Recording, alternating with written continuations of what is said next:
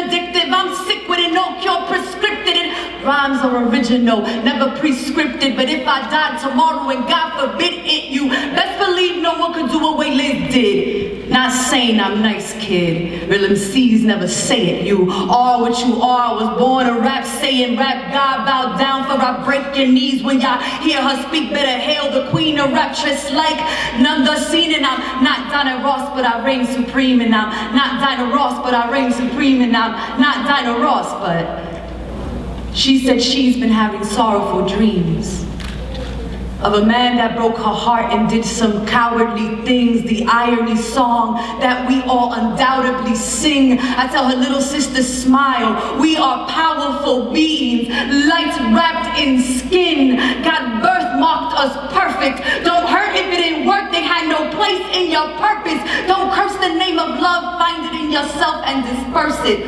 Write a song, learn it well, and make sure when you rehearse it, you dedicate it to you.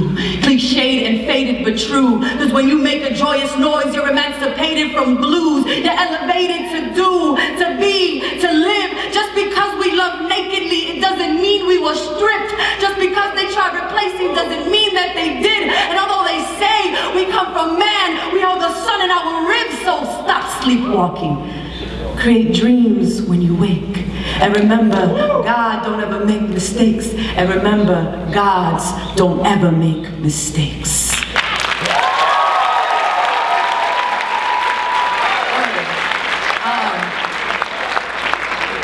I actually planned on doing a completely different piece about my hair.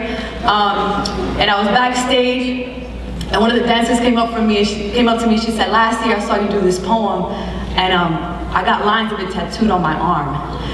And to me, that was kind of like, all right, this is the piece you need to open with. This is the poem you need to do. There's someone who probably needs to hear it. Not that you all need to go get it tatted on. You can if you want, but it was just that moment. So thank you to her for just making sure that I was present and that I flipped my order in order to be here. You feel me? You feel me? So this next piece, I actually didn't plan on performing for you all. I was like, Capital Funk is so much fun, it's so much hype, this piece is too heavy, it's too serious, it's saying too much. And you know, Drew checked me backstage. He was like, yo, they can handle it. Can y'all handle it? Yes. All right, so stay with me for these 3 minutes. It's heavy stuff, but you know, I'm getting to an age, I graduated years ago, right, where I'm thinking about having children. And what kind of mother I want to be. And this last year in particular really had me, man, it had me fucked up, right, to be completely honest.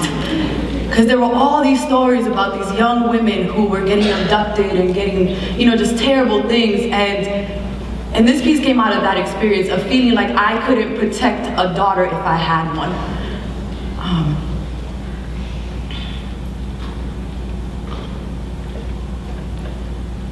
It almost curdles my womb dry. These stories. Girl parties in Steubenville, watch her drink, watch her pass out, watch them grab wrists and ankles. She is now a rope they jump. 3 girls, no. Women now, 10 years chained in a Cleveland basement. Did each one give thanks when he skipped her, when he visited that one, when he got her full of stillborn baby girl in Gretna, Louisiana, stuffed into a garbage bag? Show me her mother. Show me how she clenches her fist. It seems we women must practice how to lose our daughters, because I know the boys who will help me carry grocery bags, and then we'll whistle, we'll whisper, we'll crook fingers in my daughter's direction, and she may flip her hair, she may buck her hip, she may accept their invitation to chill behind paint chip staircases. The cheap vodka may burn her throat, but not how they will later when they become more fussed than thought. And you can't tell me that they don't know that her no is not a moan. And when she wakes me, her bed puddled in piss, I will scrub these hands raw. I will tremble at what they could not prevent. So I have to hold every smile of my future daughter tipped up to the milk of this promise. She will not walk hunched, fingers playing with one another as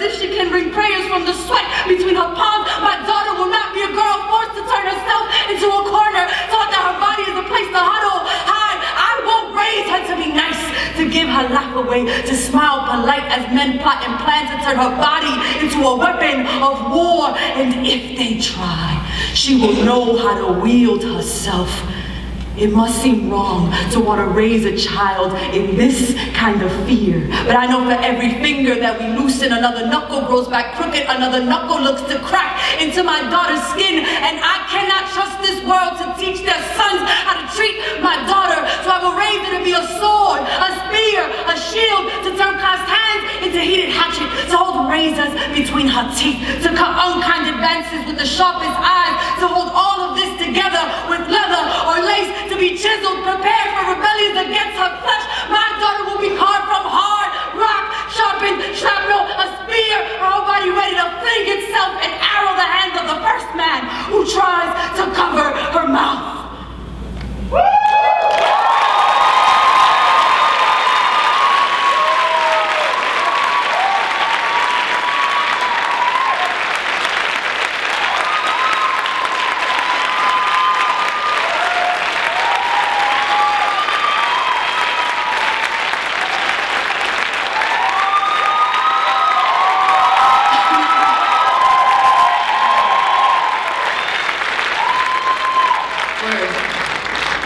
Drew, thank you for telling me to do that piece, man. And buy Drew's book. They're $10. He's not only one of the best poets I know, he's one of the best people. So support him as an artist and as a person. Word. Thank you for being here with me for that poem. It means a lot. I put that poem on only 2 other stages, so, you know, y'all are dope. You're in the top 3. This last piece, I talk a lot about my hair, and so this piece is kind of thinking about that. And the other poem I do about my hair is my mom telling me, you know, to straighten it. And this piece is about, you know, what she would tell me about, you know, my hair growing up. Mommy tells me that on the island, women with mustaches are the most coveted. They grow the hair on their upper lip long and thick, are chased after by all the men because sexual prowess flags their face. But this ain't back home.